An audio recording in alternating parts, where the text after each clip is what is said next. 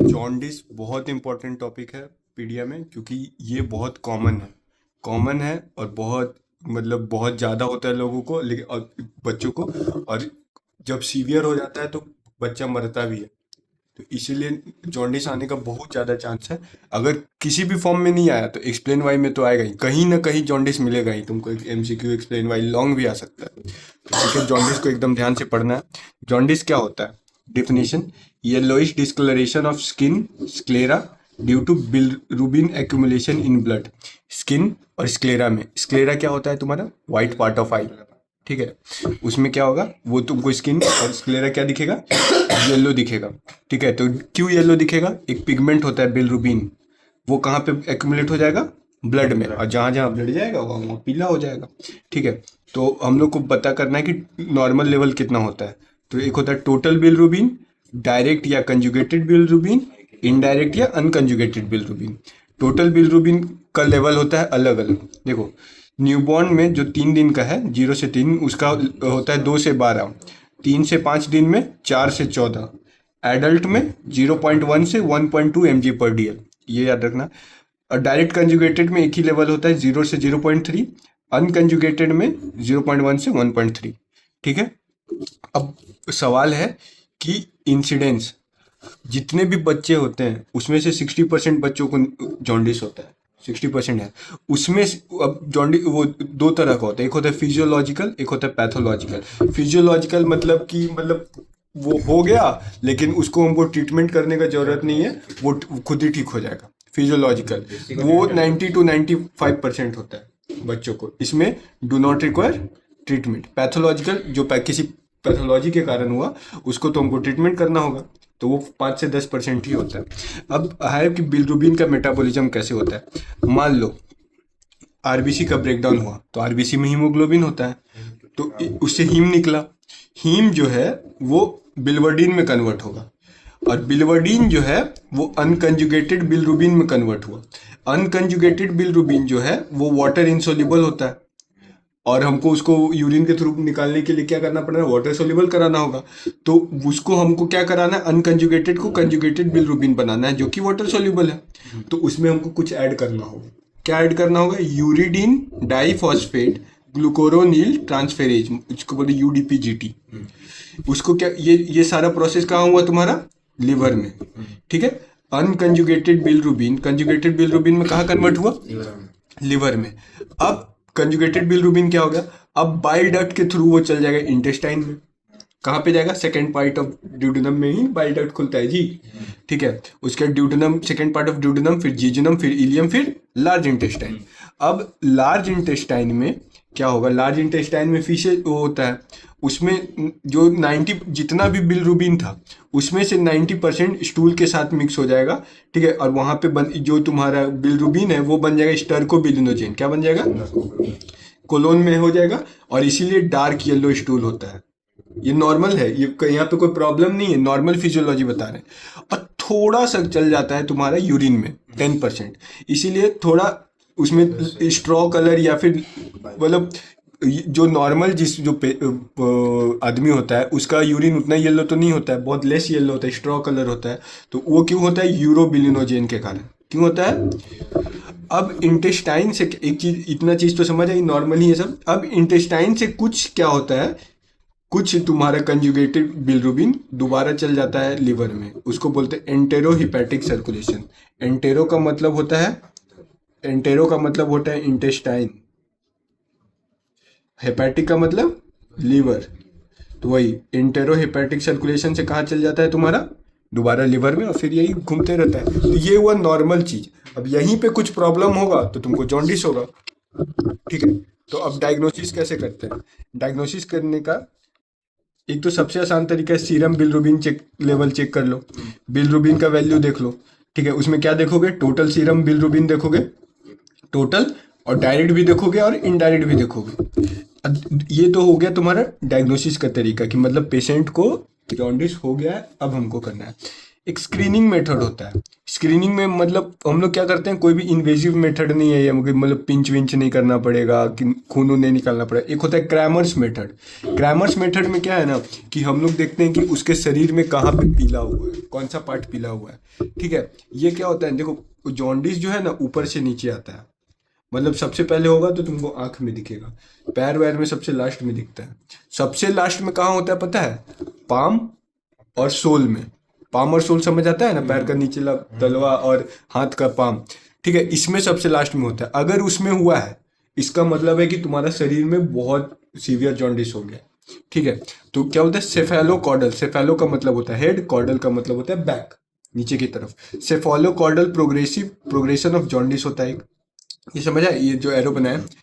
ठीक है, अब क्या है कि अब एक चीज होता है क्रैमर्स मेथड में, क्या होता है हम लोग देखते हैं कि कहाँ पे हमको येलो दिख रहा है, उसके हिसाब से हम बोलते हैं कि आपका शरीर में बिलिरुबिन कितना होगा। अगर तुमको, वही इसी को बोलते हैं, अगर फेस और नेक में तुमको सिर्फ येलो दिख रहा है तो उसमें उसका मतलब तुम्हारे शरीर में बिलिरुबिन का वैल्यू है 5 to 7। अगर तुमको चेस्ट और अपर एब्डोमेन में दिख रहा है तो 7 to 9 है तुम्हारा बिलिरुबिन का लेवल। मतलब एक अनुमानित है। अगर लोअर एब्डोमेन और थाई में दिख रहा है तो 9 से 11 है। अब पूरा लेग, आर्म, फोर आर्म में दिख रहा है तो 11 से 13 है। और अगर पाम और सोल में चल गया तो इसको बोलते हैं डेंजर साइन, ये सबसे लास्ट में जाता है। तो वो क्या होगा, उसका वैल्यू 13 से 15 है। बच्चा में तो भाई 2 से 12 तो नॉर्मली वैल्यू है ना, क्या? न्यूबॉर्न बेबी में। हाँ, तो ये है कि उसके बाद 5 दिन के बाद। अच्छा, 5 दिन। हाँ, समझा।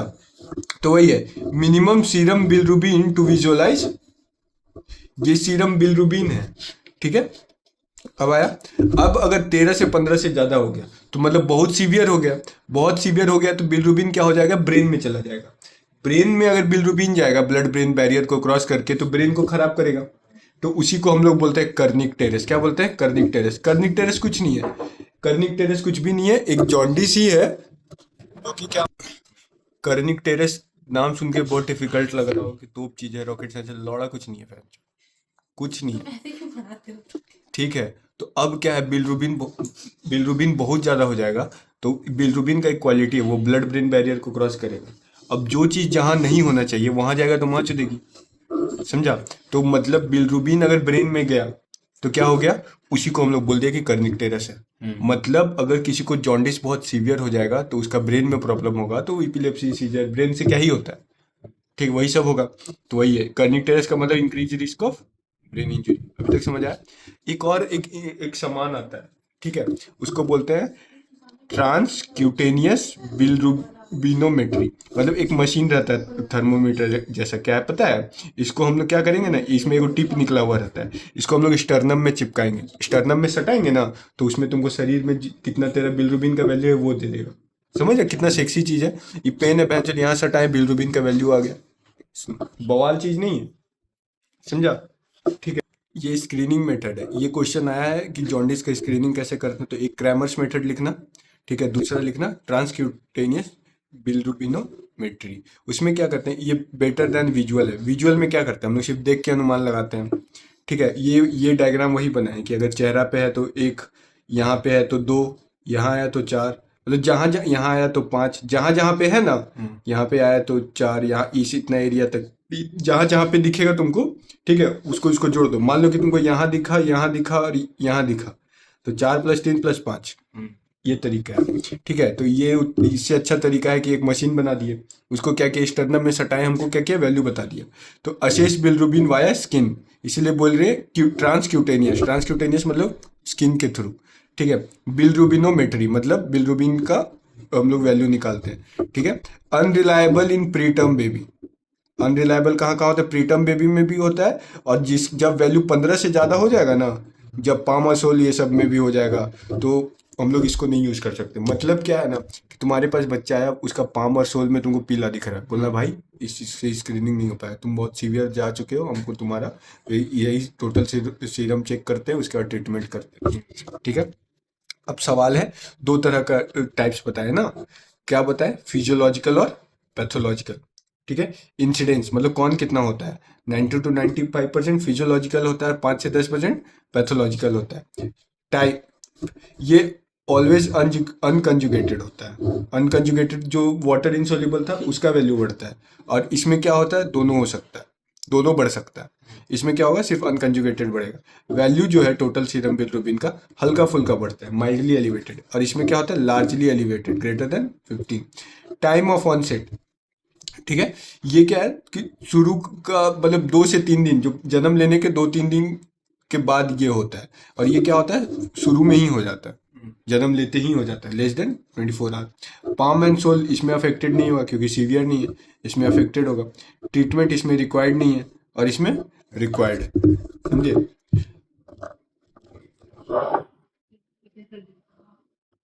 ऑब्स्ट्रक्शन इन, अब देखो एक चीज बता रहे हैं, ठीक है, अगर बाइल डक्ट में ऑब्स्ट्रक्शन है, ठीक है, अब ये मैकेनिज्म देखो, अगर बाइल डक्ट में ऑब्स्ट्रक्शन है तो अनकंजुगेटेड के बाद, अब बताओ अगर बाइल डक्ट में ऑब्स्ट्रक्शन है तो ये बढ़ेगा कि ये बढ़ेगा, किसका अमाउंट बढ़ेगा, ऑब्स्ट्रक्शन यहाँ है, ये बढ़ेगा, ये कंजुगेटेड ये बढ़ेगा। तो ये चीज हमेशा याद रखना कि अगर ऑब्स्ट्रक्शन इन बाइल डक्ट हुआ, ठीक है, सबसे ज्यादा ऑब्स्ट्रक्ट बाइल डक्ट में ही ऑब्स्ट्रक्शन होता है, कभी कभी इंटेस्टाइन में भी होता है, तो किसका अमाउंट बढ़ेगा, कंजुगेटेड बिलिरुबिन का, जो कि पैथोलॉजिकल जॉन्डिस होता है। पैथोलॉजिकल जॉन्डिस में क्या होता है, कंजुगेटेड बिलिरुबिन का वो बढ़ता है, ठीक है, और उसका कंजुगेटेड बिलिरुबिन का जो वैल्यू है ग्रेटर देन 1 mg/dl हो जाएगा, या फिर 20% ऑफ टोटल सीरम बिलिरुबिन। अब क्या है कि अब ये कंजुगेटेड बिलिरुबिन बढ़ तो गया, तो अब वो इंटेस्टाइन में नहीं जा रहा, तो क्या होगा, कहीं तो जाएगा, तो वो क्या होगा, किडनी में चल जाएगा, absorbed into blood then into kidney. Kidney क्या करेगा, उसको यूरोबिलिनोजेन में कन्वर्ट कर देगा। किडनी में तो यूरोबिलिनोजेन में कन्वर्ट कर ही रहा था ना, यहाँ पे जो यूरिन में जाता था यूरोबिलिनोजेन, तो पहले कम जा रहा था, अब क्या हो जाएगा, ज्यादा जाएगा, तो तुम्हारा यूरिन कैसा आएगा, डार्क येलो। अब क्या है, अब क्या है, मतलब यहाँ पे पहले ज्यादा जाता था और यहाँ कम जाता था, अब उल्टा हो जाएगा, यहाँ ज्यादा जाएगा यहाँ कम जाएगा। अब यहाँ कम जाएगा तो स्टूल का कलर क्या होगा, येलो तो नहीं होगा, स्टर मतलब कैनॉट पास इनटू कोलोन, तो एब्सेंट स्टर्कोबिलिजेन, तो पेल या क्ले स्टूल्स होगा। समझा, यहाँ तक कोई दिक्कत, पक्का, आगे बढ़े, चलो शुरू करते हैं। थोड़ा बेसिक बता रहे हैं, फिजियोलॉजिकल जॉन्डिस के बारे में बताते हैं पहले। फिजियोलॉजिकल जॉन्डिस क्या होता है, कैसे होता है। इसमें क्या होगा ना कि देखो, इसमें क्या होगा ना कि देखो, होता क्या है कि आरबीसी कम टूटेगा या ज्यादा टूटेगा, ये बात होता है। अगर ज्यादा टूटेगा तो ज्यादा बिलिरुबिन बनेगा, ठीक है। अब आरबीसी जो है टूटने के बाद क्या होता है, बिलिरुबिन को प्रोसेस कौन करता है, मतलब आरबीसी टूटने के बाद अनकंजुगेटेड बना, अनकंजुगेटेड को कंजुगेटेड बना के निकालता कौन है, लिवर। यही सबसे अहम सवाल है, कौन निकालता है, आरबीसी टूटा, अनकंजुगेटेड बना, अनकंजुगेटेड को कंजुगेटेड बना के बाहर निकलना है स्टूल से और यूरिन से, तो अनकंजुगेटेड को कंजुगेटेड बनाने का काम है लिवर का। अब क्या है, मान लो जो छोटा बच्चा है वो क्या है, नॉर्मल, जैसे बच्चा का 10 गो आरबीसी टूटना था, इसका भी 10 आरबीसी टूटा, ठीक है। लेकिन सवाल ये था कि उसका लिवर मैच्योर नहीं हुआ, तो वो क्या किया, अनकंजुगेटेड बढ़ा दिया। अब अनकंजुगेटेड बढ़ा दिया लेकिन उसका लिवर अभी मैच्योर नहीं है, क्योंकि छोटा नया बच्चा है, तो उसको कन्वर्ट कौन करता है, लिवर। तो अब किसका अमाउंट बढ़ जाएगा, अनकंजुगेटेड का। अब क्या होगा, लेकिन कुछ दिन बाद क्या होगा, लिवर उसका मैच्योर हो जाएगा, उसके बाद वो अनकंजुगेटेड को कंजुगेटेड बनाने में सक्षम होगा, उसके बाद वो किसको बाहर निकाल देगा। इसी को बोलते हैं फिजियोलॉजिकल जॉन्डिस। इसमें नॉर्मल आरबीसी का ही ब्रेकडाउन होता है, एक्सेसिव ब्रेकडाउन ऑफ आरबीसी नहीं होता है, और कुछ दिन बाद ठीक क्यों हो जाता है, खुद ब खुद, ट्रीटमेंट क्यों नहीं, लिवर मैच्योर होता है। तो ये माइल्ड इंक्रीज इन बिलिरुबिन, यूवी लाइट भी इसी में देते हैं ना भाई, फोटोथेरेपी उसमें देते हैं, बताएंगे अभी धीरे धीरे सब बताएंगे। Mild increase in serum bilirubin due to normal breakdown of RBC, ये इंपॉर्टेंट है, क्या है, normal breakdown RBC, and liver initial inability to process bilirubin, वही अनकंजुगेटेड को कंजुगेटेड में कौन कराता था, लिवर कराता था इफिशियंटली। कब होता है, डे 2 या डे 3 में होता है, ठीक है। रिजॉल्व बाई 1 से 2 वीक, मतलब बच्चा जन्म लेने के बाद 1-2-3 दिन बाद होगा और 1-2 वीक में ठीक हो जाएगा। अब बताते हैं कर्निक टेरेस के बारे में। कर्निक टेरेस क्या होता है, सीवियर जॉन्डिस हुआ तो हाई बिलिरुबिन क्रॉस कर जाएगा ब्लड ब्रेन बैरियर, ठीक है, वो क्या करेगा, डैमेज करेगा ब्रेन, सो न्यूरोलॉजिकल कंडीशन होगा, ब्रेन को डैमेज करेगा। तो इसका सिम्टम्स क्या क्या होगा, न्यूरोलॉजिकल इम्पेयरमेंट होगा, मतलब ब्रेन और तुम्हारा नर्वस सिस्टम को खराब करेगा। डेवलपमेंटल डिले होगा, डेवलपमेंट नहीं होगा उसका। हियरिंग लॉस हो सकता है, सेरेब्रल पैल्सी हो सकता है, मतलब सेरेब्रम अगर खराब हो जाएगा तो जैसे मसल स्टिफनेस हो गया, वीकनेस हो गया, कोऑर्डिनेशन प्रॉब्लम हो गया। कर्निक के बारे में आएगा तो लिख देगा कि नहीं? हाँ, कर्निक का एसेंस आ गया ना कि कॉमन बेसिक क्या होता है कर्निक में। ठीक है, अब आया cause of jaundice. Cause of jaundice हम लोग पैथोलॉजिकल के बारे में ही करेंगे, क्योंकि फिजियोलॉजिकल तो जान ही गए कैसे होता है, क्यों हुआ, कैसे हुआ, समझ आया कि फिर से बताना पड़ेगा। ठीक है, तो अब आज दो चीज होता है, या तो अनकंजुगेटेड बढ़ेगा या तो कंजुगेटेड बढ़ेगा। कंजुगेटेड कब बढ़ा था? कंजुगेटेड जब मतलब इंटेस्टाइन में जा रहा था, ब्लॉकेज था। तो कंजुगेटेड का अमाउंट बढ़ता है बिलियरी एट्रीशिया में। मतलब क्या है कि बच्चा जन्म लिया तो उसका बाइल डक्ट पूरा पूरा ओपन नहीं है, मतलब क्या है, ब्लॉक है बाइल डक्ट। बाइल डक्ट में ब्लॉक है तो उसको क्या हो जाएगा, कंजुगेटेड बिलिरुबिन बढ़ेगा। तो वही है, bile duct is not fully patent, so blockage and increase in amount. Conjugated और अनकंजुगेटेड कब कब बढ़ेगा, तो इसके लिए याद रखना हाई बू। ठीक है, हाई बू। एक हो गया हीमोलाइटिक डिसऑर्डर। हीमोलाइटिक डिसऑर्डर मतलब आरबीसी का ब्रेकडाउन ज्यादा होगा तो अनकंजुगेटेड ज्यादा बढ़ेगा, जैसे G6PD डिफिशियंसी होता है। ठीक है, एक होता है इनहेरिट आई से inherent defect of UDP-GT enzyme. अब देखो अनकंजुगेटेड को कंजुगेटेड में अनकंजुगेटेड को कंजुगेट, देखो तो क्या था, अनकंजुगेटेड बिलिरुबिन को कंजुगेटेड बिलिरुबिन में कन्वर्ट कौन करता था, एंजाइम यूडीपी-जीटी एंजाइम। अगर उस एंजाइम में प्रॉब्लम है तो फिर नहीं हो पाएगा। तो एक सिंड्रोम होता है इस एंजाइम में, प्रॉब्लम कब होता है, क्रिगलर नजार सिंड्रोम। ये दो तरह का होता है, टाइप 1 और टाइप 2। JP60 तो यूडीपी-जीटी है ये, वो G6PD है ये दूसरा। G6PD तो बच्चा में वो ये भी होता है ना, क्या? क्रोमोसोमल वो जेनेटिकल। हाँ, जेनेटिकल प्रॉब्लम से भी G6PD डिफिशियंसी होता है। जैसे G6PD डिफिशियंसी जिसको होगा ना, उसमें आरबीसी का ब्रेकडाउन ज़्यादा होगा। हाँ। तो उस आरबीसी का ब्रेकडाउन ज़्यादा होगा तो उसको क्या होगा, एनीमिया और जॉन्डिस। अनीमिया और जॉन्डिस। ठीक है, छोटा भाई का। हाँ। इनहेरिटेंट डिफेक्ट ऑफ यूडीपी-जीटी, मतलब यूडीपी-जीटी जो अनकंजुगेटेड को कंजुगेटेड में कन्वर्ट कर रहा था, अगर वो नहीं होगा तो दिक्कत होगा। तो वो नहीं होगा तो उस सिंड्रोम को क्या बोलते हैं, क्रिगलर नजार सिंड्रोम। ये दो तरह का होता है, टाइप 1 और टाइप 2। टाइप 1 में कंप्लीट एब्सेंस होता है और टाइप 2 में पार्शियल एब्सेंस। कोई रॉकेट साइंस तो था नहीं, आगे बढ़े। एक होता है एक्स्ट्रावाजेशन ऑफ ब्लड, मतलब ब्लड तो ब्लड वेसल्स में होना चाहिए, उसके अलावा वो कहीं और चल जाएगा तो क्या करेगा हमारा शरीर, उसको तोड़ देगा। उसको तोड़ेगा तो फिर आरबीसी का ब्रेकडाउन, आरबीसी का ब्रेकडाउन तो फिर वही लॉडलेशन। तो क्या है, एबनॉर्मल प्लेस सो हीमोलाइसिस, जैसे सिफेल हीमाटोमा, मतलब ब्रेन में, ब्लड वेसल्स के अलावा ब्रेन में कहीं और जाके ब्लड अगर क्लॉट हो गया तो। ब्लड ग्रुप इनकम्पैटिबिलिटी, मतलब कि वो मदर और फीटस का ब्लड, ठीक है, या फिर तुम गलत ब्लड चढ़ा दिया, या फिर जो RH इनकम्पैटिबिलिटी पढ़े थे ना ऑप्स गाइनी में, उसके कारण हो गया तो मैटरनल एंटीबॉडी बन गया। मदर का मान लो पॉजिटिव है, AB पॉजिटिव या जो भी पॉजिटिव, अब बच्चा का निगेटिव है और दोनों का मान लो कि हुआ कि ब्लड मिक्स हुआ तो क्या होगा, वो बच्चा का तो मार देगी, तो आरबीसी का ब्रेकडाउन फिर से। अब एक होता है डिक्रीज यूडीपी-जीटी एक्टिविटी, जैसे सेप्सिस ये सब जब होता है ना तो इसका एक्टिविटी कम हो जाता है। ये प्रेजेंट है लेकिन तुमको सेप्सिस हो गया इसलिए ये काम नहीं कर पा रहा है, समझ आया? आगे बढ़े। ठीक है, मैनेजमेंट कैसे करना है। मैनेजमेंट में ज़्यादा कुछ नहीं है। एक हम लोग सबसे पहले कराते हैं, क्या करते हैं पता है, पेशेंट आया सबसे पहले हम लोग एक नॉर्मोग्राम बनाते हैं। क्या बनाते हैं, नॉर्मोग्राम में क्या है, वाई एक्सिस में सीरम बिलिरुबिन है और एक्स एक्सिस में क्या है तुम्हारे एज, मतलब आवर्स में। हम लोग उसका ना प्लॉटिंग करते हैं, मतलब हर घंटे में उसका बिलिरुबिन चेक किए और ग्राफ बनाए। अगर यहाँ पे उसका ये जो तुम्हारा ग्राफ बना होता है, ये लाइन बना हुआ रहता है उस ग्राफ में, अगर ये यहाँ पे आया लाइन तो मतलब नॉर्मल है, और लाइन यहाँ पे आया तो मतलब तुमको जॉन्डिस है। नहीं समझे कैसे किया, समझ आया? मतलब ये लाइन बना रहेगा, अब तुमको या तो यहाँ तुम्हारा वो बन सकता है पेशेंट का, और ये क्या हो सकता है, यहाँ बन सकता है, यहाँ पे नॉर्मल है वहाँ पे एबनॉर्मल। तो यही use to decide the course of treatment of jaundice. ठीक है, अब दो ही ट्रीटमेंट है जॉन्डिस का। एक होता है फोटोथेरेपी। फोटोथेरेपी कब करेंगे पता है, जब अनकंजुगेटेड बिलिरुबिन बढ़ेगा तब एक्सक्लूसिवली। कंजुगेटेड क्यों बढ़ता है? कंजुगेटेड बढ़ता है तुम्हारा उसके कारण, जब बाइल डक्ट में ऑब्स्ट्रक्शन होगा तब। अनकंजुगेटेड ब्लू, उसमें हम लोग क्या रहते हैं, ब्लू ग्रीन एलईडी देते हैं, जिसका जो वेवलेंथ होता है 460 to 490। और क्या करते हैं ना, बच्चा का आंख और गोनैड कवर कर देते हैं, क्योंकि ये जो रे है ना रेटिना को और गोनैड्स को डैमेज करता है। Protection of eyes and gonads by cover as it can damage the retina and gonads. सवाल है कि ये काम कैसे करता है? तो मैकेनिज्म, 3 मैकेनिज्म है, याद करना है एसपीपी से। स्ट्रक्चरल आइसोमेरिज्म, इसमें क्या करता है, आइसोमेरिज्म पढ़ा था ना, जो स्ट्रक्चरल सिर्फ स्ट्रक्चर चेंज करेगा। बिलरुबिन स्ट्रक्चर चेंज, बिलरुबिन था उसको लुमिरुबिन बना देगा। क्या बना देगा? जो कि एक्सक्रीट हो जाएगा, तो कम हो जाएगा।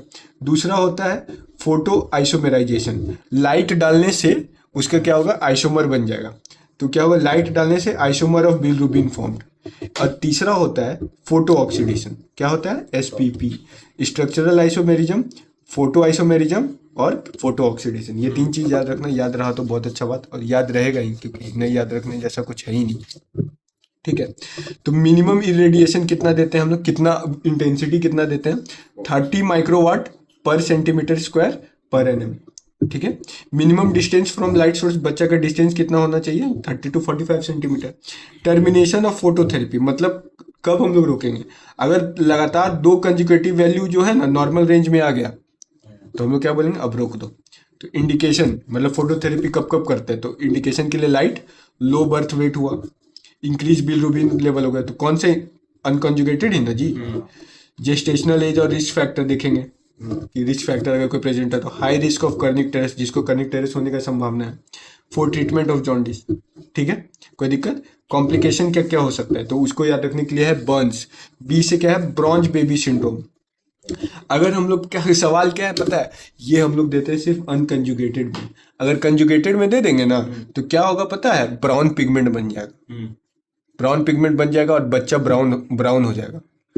ठीक है, उसको बोलते हैं ब्रॉन्ज बेबी सिंड्रोम। क्या बोलते हैं? अगर फोटोथेरेपी कंजुगेटेड बिलरुबिन का अमाउंट बढ़ गया उस केस में दे दोगे तो ब्राउन पिगमेंट बन जाएगा, और ब्राउन पिगमेंट बन जाएगा तो बच्चा ब्रॉन्ज जैसा दिखेगा, तो ब्रॉन्ज बेबी सिंड्रोम बोलते हैं उसको। दूसरा है अनस्टेबल बॉडी टेम्परेचर, क्योंकि हीट होगा। रेटिनल डैमेज होगा, बताए थे। कर्निक टेरेस हो सकता है, अगर मान लो कि अमाउंट कम दिए तो बोलेगा कि एन लिखे हो और के बोल रहे हो। तो जब जॉन्डिस ब्रेन में चल जाता है ना तो उसको हम लोग न्यूक्लियर जॉन्डिस भी बोलते हैं, या उसका दूसरा नाम है कर्निक टेरेस। समझा? एस है सेपरेशन फ्रॉम पेरेंट्स। अब मान लो बच्चा को दूर रखोगे माँ से तो एक इमोशनल प्रॉब्लम होता है ना, इमोशनल इम्पैक्ट, वो है। एक थेरेपी क्या हो गया, फोटोथेरेपी। दूसरा थेरेपी क्या होता है तुम्हारा, डबल वॉल्यूम एक्सचेंज ट्रांसफर। इसमें क्या होता है ना, कुछ नहीं करना है। क्या करते हैं पता है, अब देखेंगे कि उसमें बिलरुबिन बहुत भर गया, तो मान लो कि ये बच्चा है, ठीक है, उसमें हम लोग क्या करेंगे ना, जो वेस्ट ब्लड है उसको निकाल देंगे। ठीक है, waste blood as it contains unconjugated, इसको निकाल दिए। अब तो ब्लड निकालेंगे तो ब्लड डालेंगे, तो हम उसमें फ्रेश ब्लड डाल देंगे। अब सवाल है कितना डालना है, कितना डालना है। अगर तुम यहाँ से जितना निकालोगे उसका 2 गुना यहाँ से डालोगे। यहाँ से 100 निकाला तो यहाँ 200, क्योंकि मतलब हम लोग कोई चांस छोड़ेंगे ही नहीं कि खराब खून बचे। समझा? नहीं समझा? फिर से समझे? तो इंडिकेशन क्या है, very high bilirubin level in normogram, मतलब यहाँ बहुत ज़्यादा हाई हो गया। आर एच आइसोइम्यूनाइजेशन में भी करते हैं, जब कॉर्ड ब्लड में बिलरुबिन का लेवल 5 से ज़्यादा हो गया अम्बिलिकल कॉर्ड में, या फिर कॉर्ड ब्लड में हीमोग्लोबिन का लेवल 10 से कम हो जाएगा, तो हम लोग ये दोनों केस में क्या करेंगे, हम लोग डबल वॉल्यूम एक्सचेंज ट्रांसफर करेंगे। नींद आ रहा है? समझ आ रहा है? अब अमाउंट का बात करते हैं। अमाउंट, कितना amount, normal amount of blood कितना होता है बच्चे में, 80 to 90 ml पर केजी। ठीक है, तो हम लोग वॉल्यूम एक्सचेंज कितना करेंगे, 160 to 180 ml पर केजी।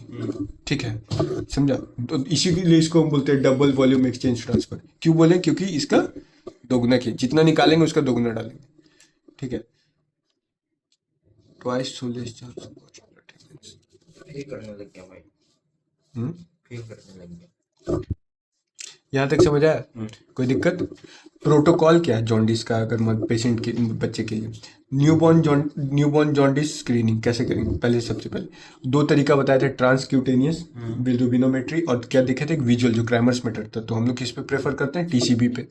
ठीक है, उसके बाद हम लोग क्या करेंगे ना, तो हम लोग उसका कैसे मेजर करेंगे? Every 12 hour for 3 to 5 days post birth, अगला 5 दिन तक हर 12 घंटे में हम उसका बिलिरुबिन का लेवल चेक करेंगे। अब देखेंगे सीरियस जॉन्डिस प्रेजेंट है क्या, तो सीरियस जॉन्डिस कैसे पता चलेगा? अगर ऑनसेट लेस देन 24 आवर है, मतलब सीरियस के बारे में क्या बोल रहे हैं हम? पैथोलॉजिकल, समझा? अगर ऑनसेट 24 घंटा से कम में, या फिर पाम और सोल जो येलो हो गया, या फिर साइन ऑफ बिलिरुबिन इंसेफेलोपैथी, मतलब ब्रेन में चला गया, ठीक है, तो ये सब है, इसका मतलब क्या है? पैथोलॉजिकल जॉन्डिस है। तो देखेंगे अब ब्रेन में अगर जाएगा तो क्या क्या हो सकता है? हाइपरटोनिया हो सकता है। जो बच्चा है ना, बच्चा ऐसे हो जाएगा, मतलब इसका जो एब्डोमेन है ना, ऐसे हो जाएगा, ये स्पाइन जो है कर्व हो जाएगा, ठीक है, स्पाइन जो है कैसा होगा? आर्च हो जाएगा। इसको बोलते हैं हाइपर ओपिस्थोटोनस पोस्चर। क्या बोलते हैं? ओपिस्थोटोनस बच्चा दिख गया। या फिर high pitch cry. High pitch cry कैसा होता है पता है? कोई औरत जिसका बहुत पतला आवाज होता है ना, कितना इरिटेटिंग लगता है उसका, वही जो चिल्लाती है, तो वही हाई पिच क्राई बोलते हैं। अगर ये दोनों में से कुछ भी प्रेजेंट, ये दोनों देखेंगे कि प्रेजेंट है कि नहीं, ठीक है। अगर प्रेजेंट है तो इसका मतलब भाई बहुत सीरियस मामला है, क्योंकि ब्रेन तक बात पहुंच चुका है। स्टार्ट फोटोथेरेपी इमीडिएटली, ठीक है। उसके बाद बिलिरुबिन का टेस्टिंग करेंगे। उसके बाद हम लोग ग्राफ बनाएंगे, देखेंगे कि जो डबल वॉल्यूम एक्सचेंज ट्रांसफर करना है कि नहीं, ठीक है। अगर मान लो वो नहीं है, मतलब ब्रेन तक अभी बात नहीं पहुंचा है, तो assess if jaundice is pathological और नॉट। अब हम लोग देखेंगे कि पैथोलॉजिकल जॉन्डिस है कि फिजियोलॉजिकल जॉन्डिस है। अब देखेंगे कि भाई ऑनसेट 24 घंटा से कम है और रेट ऑफ इंक्रीज क्या है? ग्रेटर देन 5 पर डे, मतलब एक दिन में 5-5 यूनिट बढ़ रहा है। तो इसका मतलब क्या है कि वो तो भाई सीरियस है, कि वो पैथोलॉजिकल है। पैथोलॉजिकल है तो फिर सीरम बिलिरुबिन चेक करेंगे और वही फोटोथेरेपी देंगे और डीवीईटी देंगे। अगर मान लो नहीं है, मतलब ऑनसेट लेट है और रेट ऑफ इंक्रीज भी स्लो है, इसका मतलब क्या है? फिजियोलॉजिकल है। फिजियोलॉजिकल वाले केस में क्या करेंगे? Observation and follow up as physiological, ठीक है। ये यहाँ पे नहीं होगा, ये यहाँ आ जाएगा। अगर ये है तो यहाँ आ जाएगा, समझा? कोई दिक्कत? मतलब अगर मिला जुला के पैथोलॉजिकल है तो हमको फोटोथेरेपी और डीवीईटी करना पड़ेगा। फिजियोलॉजिकल है तो भाई चिल कर।